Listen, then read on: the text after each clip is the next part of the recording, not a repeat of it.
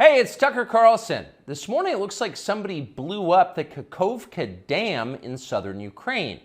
The rushing wall of water wiped out entire villages, destroyed a critical hydropower plant, and as of tonight puts the largest nuclear reactor in Europe in danger of melting down. So if this was intentional, it was not a military tactic, it was an act of terrorism. The question is, who did it? Well, let's see. The Kakhovka Dam was effectively Russian. It was built by the Russian government. It currently sits in Russian-controlled territory. The dam's reservoir supplies water to Crimea, which has been, for the last 240 years, home of the Russian Black Sea Fleet. Blowing up the dam may be bad for Ukraine, but it hurts Russia more. And for precisely that reason, the Ukrainian government has considered destroying it. In December, the Washington Post quoted a Ukrainian general saying his men had fired American-made rockets at the dam's floodgate as a test strike. So really, once the facts start coming in, it becomes much less of a mystery what might have happened to the dam. Any fair person would conclude that the Ukrainians probably blew it up, just as you would assume they blew up Nord Stream, the Russian natural gas pipeline, last fall. And in fact, the Ukrainians did do that, as we now know. It's not like Vladimir Putin is anxious to wage war on himself. Oh, but that's where you're wrong, Mr. and Mrs. Cable News consumer. Vladimir Putin is exactly that sort of man, the sort of man who'd shoot himself to death in order to annoy you. We know this from the American media, which wasted no time this morning in accusing the Russians of sabotaging their own infrastructure. Bill Kristol, the man who once told us that Saddam Hussein was responsible for 9/11, immediately denounced Putin as a war criminal and even more savagely compared him to Donald Trump. The rest of the pundit class made similar, clearly coordinated noises. Putin did it! Putin did it! And their reasoning was simple. Putin is evil, and evil people do evil things purely for the dark joy of being evil. In this specific case, Putin attacked himself, which is the most evil thing you can do, and therefore perfectly in character for a man that evil. That was their explanation. No one who's paid to cover these things seemed to entertain even the possibility it could have been the Ukrainians who did it. No chance of that. Ukraine, as you may have heard, is led by a man called Zelensky. And we can say for a dead certain fact that he was not involved. He couldn't have been. Zelensky is too decent for terrorism. Now, you see him on television, and it's true you might form a different impression. Sweaty, like a comedian turned oligarch, a persecutor of Christians, a friend of BlackRock. But don't believe your own eyes. Actually, Mr. Zelensky is a very good man. The best, really. As George W. Bush once noted, he is our generation's Winston Churchill. Of all the people in the world, our shifty, dead-eyed Ukrainian friend in the tracksuit is uniquely incapable of blowing up a dam. He's literally a living saint, a man in whom there is no sin. That's why Lindsey Graham is so attracted to him. They're just two good people, hanging out together and being good.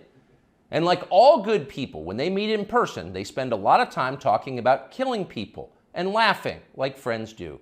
Here's the pair last week. Free or die. Free or die. Now you are free.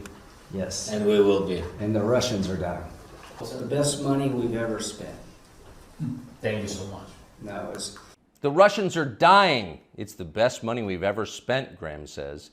A smile spreads across his thin, quivering lips as he forms the words. He looks like a starving man contemplating a breakfast buffet.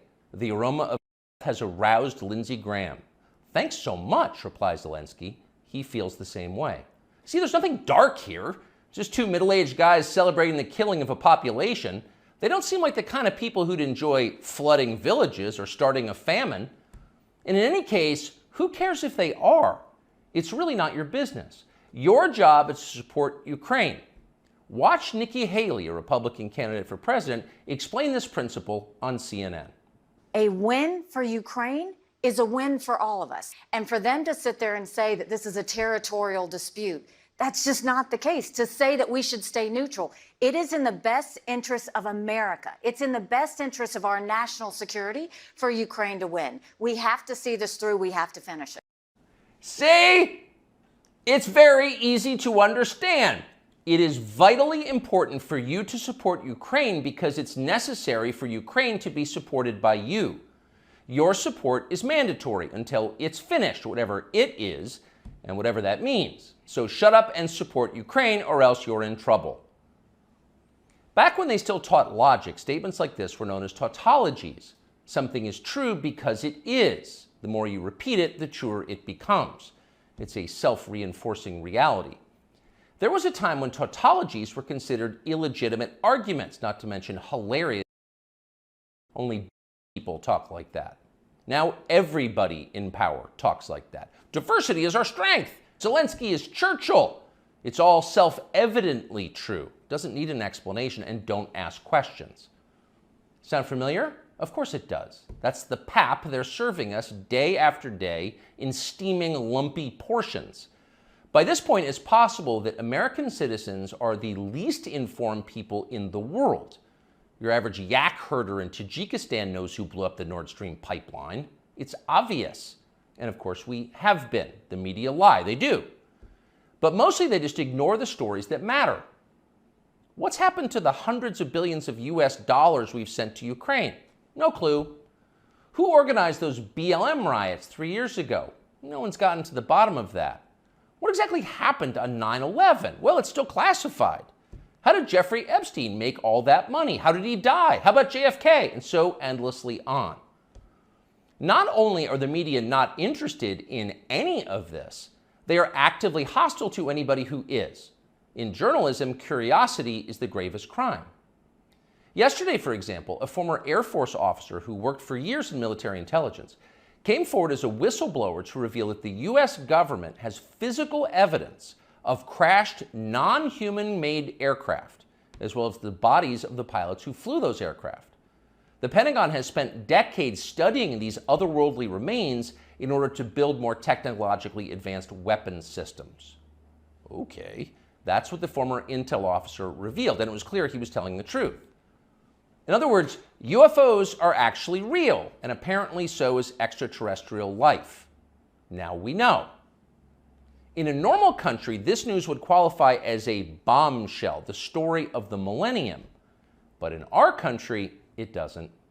The whistleblower's account ran on a technology website called The Debrief, which you've probably never heard of. The Washington Post had that story, but decided not to run it. The New York Times, meanwhile, just pretended it never happened. On the front page of the New York Times website this morning, there were 5 stories about Ukraine, as well as 4 stories apiece about Donald Trump, trans people, and climate change, the usual lineup. There was nothing at all about how an alien species is flying hypersonic aircraft over our cities. Not one word. So if you're wondering why our country seems so dysfunctional, this is a big part of the reason. Nobody knows what's happening. A small group of people control access to all relevant information, and the rest of us don't know. We're allowed to yap all we want about racism, but go ahead and talk about something that really matters and see what happens. If you keep it up, they'll make you be quiet. Trust us. That's how they maintain control. When Western tourists first started traveling in large numbers to the Soviet Union in the early 1970s, they found that many Russians had a completely warped understanding of the United States. They thought that Americans lived in grinding poverty, in a state of perpetual race war, and were desperate to flee to the freedom and prosperity of the Eastern Bloc. They thought this because that's what they had been told. They had no way to know otherwise. The few Russians who understood what was really going on in the rest of the world had learned about it from listening to shortwave radio broadcasts, sometimes under the covers so the neighbors wouldn't hear. 50 years later, it is bewildering to consider the ironies here. We're the ones who live in ignorance now. The US government has managed to classify more than 1 billion so-called public documents. So at this point, we can't possibly know what our leaders are doing. We're not allowed to know. By definition, that is not a democracy. Yet it's fine with the media. Secrecy is a powerful tool of control. Stop asking how we got so rich. Here's another story about racism. Go eat each other. That's the program. That's how most of us now live here in the United States. Manipulated by lies, silenced by taboos. It is unhealthy and it's dehumanizing, and we're tired of it. As of today, we've come to Twitter, which we hope will be the shortwave radio under the blankets. We're told there are no gatekeepers here. If that turns out to be false, we'll leave. But in the meantime, we are grateful to be here. We'll be back with much more very soon. People say the news is